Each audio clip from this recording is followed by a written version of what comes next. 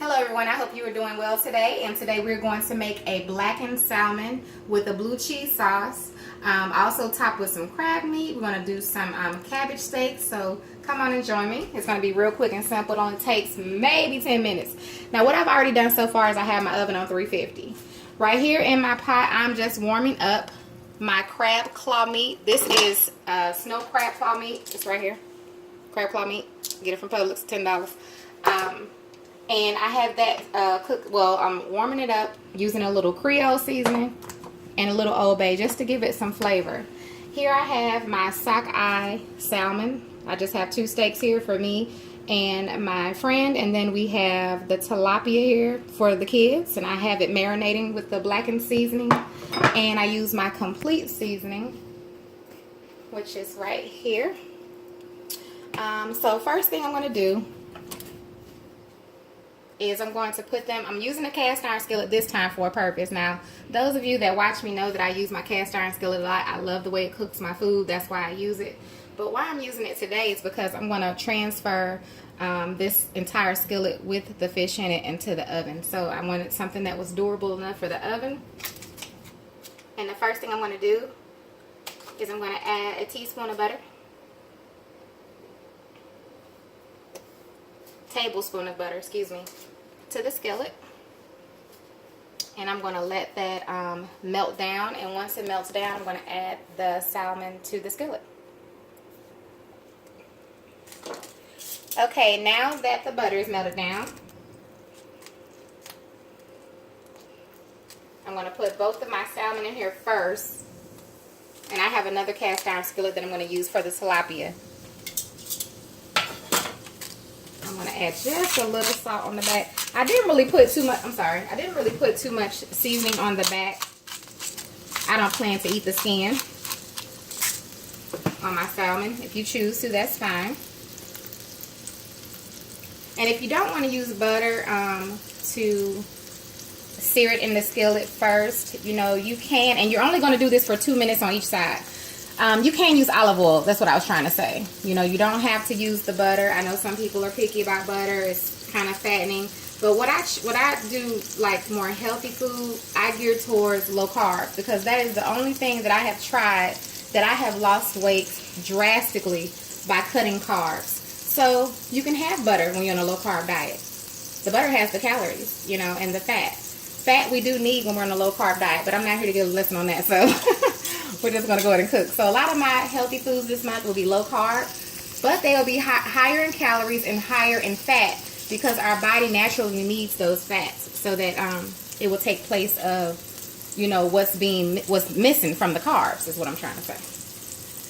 So if you're trying to lose weight, low carb eating definitely works. People always ask, how do you stay so small? And well, I'm not all that small, but you know what I mean. I guess people expect me to be kind of big because I cook a lot, like literally all the time. But I don't eat a lot. I eat like a bird. My kids, my family will tell you I eat like a bird. So, all right. Got about a minute left. A little less than a minute, actually. And it's very important that you don't overdo it. Like literally 2 minutes on one side. We're going to flip it one time. 2 minutes on the other side. I have my oven set on 350. I actually need to put that on 380. I'm sorry. 380 is what my oven needs to be on. Be mindful of how your oven cooks. If I say 380, this stove is made by Frigidaire. I don't know if it cooks faster or slower than your oven. Just make sure you keep that in mind, because I don't want your fish to be dried out. Alright, just about there.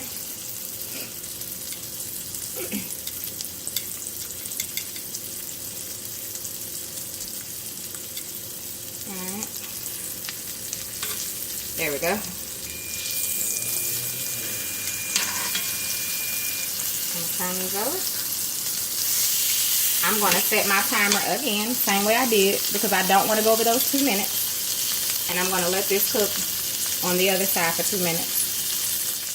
And then we're going to put it in the oven for 8 minutes. Not longer than that. 8 minutes. And you're going to have perfect salmon. Okay, so the time is up. 2 minutes on each side. So now I'm just gonna take it and put it right on in the oven, just like that. You're not gonna do anything extra to it. I'm gonna set my timer for 8 minutes. And we're gonna move on to the cabbage steaks. Now all I've done with the cabbage so far is I just cut them. As you can see, you know, I cut them into, like, you know, just little slices. We call them cabbage steaks. And I'm actually going to steam these.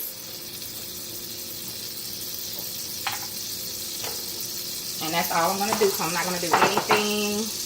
I'm only going to steam them, and I'm going to tell you why. Excuse me, and a little garlic. Because I'm actually going to top these with some mozzarella cheese and some crumbled bacon. I made some bacon already. I'm going to crumble it up. Now, if you feel like bacon is too unhealthy for you, then by all means, leave it out. You can always top it with,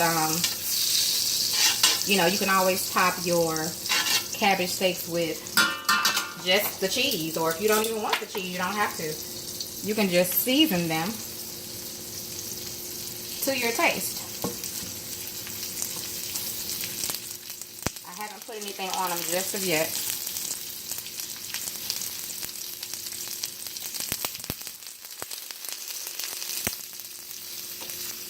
Some garlic.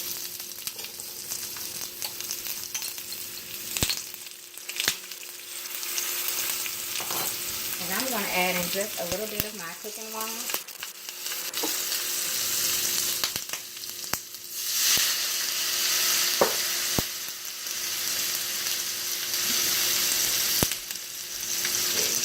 I'm going to add some complete. When I say I love complete, y'all, I guess y'all know I love it by now. It just has so many things in it that makes it complete.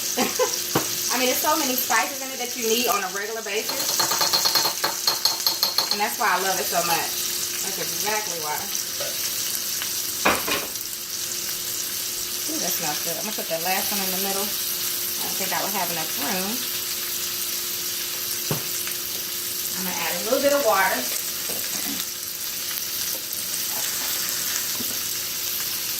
And I'm going to cover these up and let them steam. So I added a little white wine, some garlic, and a little complete. I'm not going to add anything else on these. I need these to be as flavorful, but not too much. Because like I said, I'm going to top them with some mozzarella cheese and some bacon. So we'll check on these momentarily. I'm going to go ahead and set the timer for about 5 minutes and let them, as a matter of fact, that's what I got left for the salmon anyway. I'm going to let that go. Let me check the crab meat. Let's see how we're looking. And all I do is I just have this on low because it's already cooked. It's just simmering in a little butter with the Creole seasoning and the Old Bay. You'll see what we're going to do with that. And now we're going to make our sauce. And the white sauce, what you need for that, you need some white cooking wine. I got my crumble blue cheese. I got my cooking wine. I don't think it matters which brand you use. And I have my heavy whipping cream. So I have all the things I need. I'm going to turn the stove on here.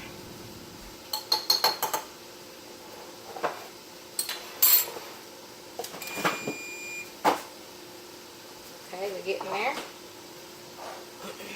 Trying to see what I need for that.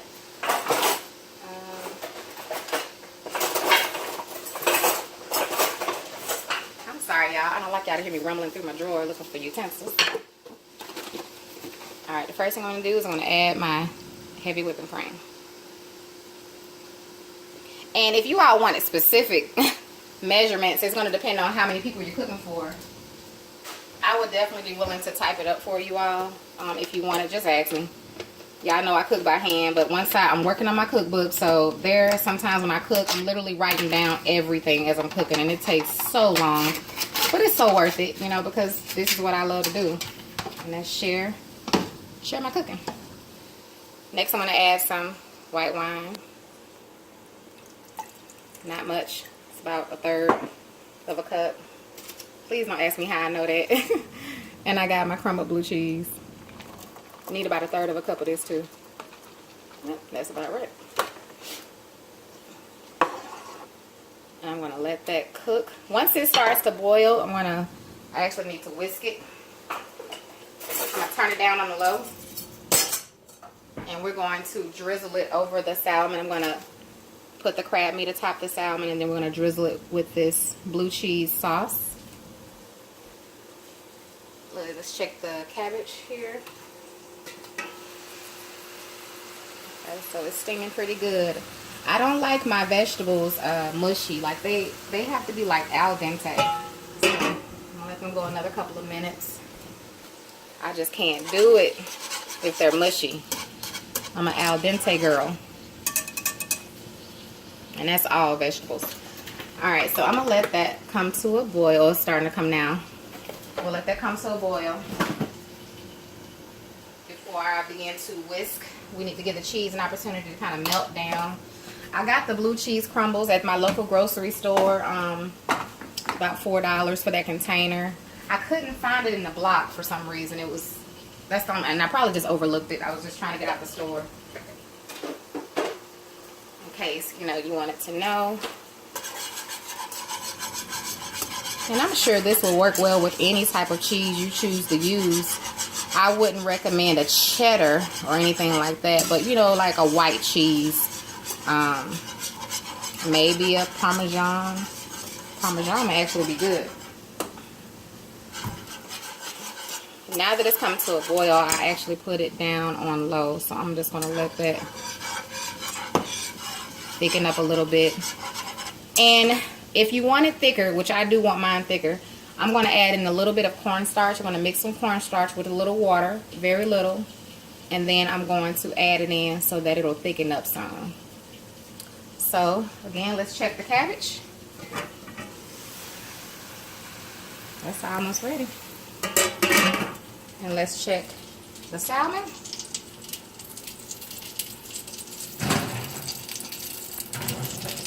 Looking good. It has less than a minute, and we'll take that out. Alright, I'll be back in just a moment. Okay, you all, so as you can see, I've taken the salmon out. I already have my cabbage steak here. What I did was I added some mozzarella cheese to the top of it. I have my little shredded mozzarella here. I have my bacon here. I'm just going to add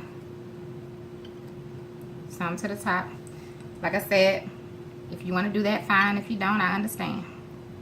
Do it your way. That's what makes it even more amazing. Alright, let me get my crab meat. So that we can add that.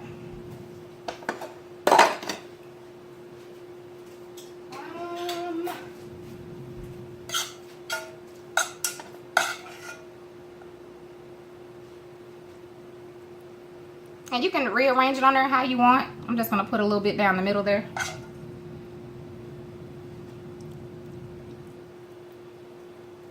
Like that.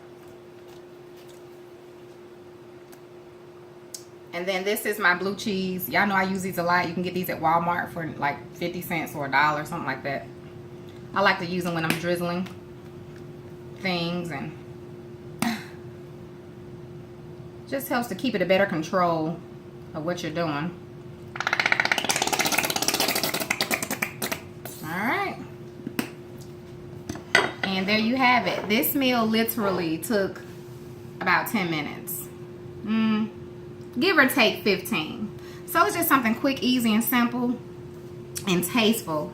And I hope you all enjoyed. I hope you will try it. Again, if you need exact measurements, as long as you know how many people you're cooking for, I would definitely do my very best to help you out to get those measurements accurate for you. So thanks again for joining me today. I hope you all have a wonderful, wonderful, blessed day. And remember that Jesus loves you. And I'll see you all next time.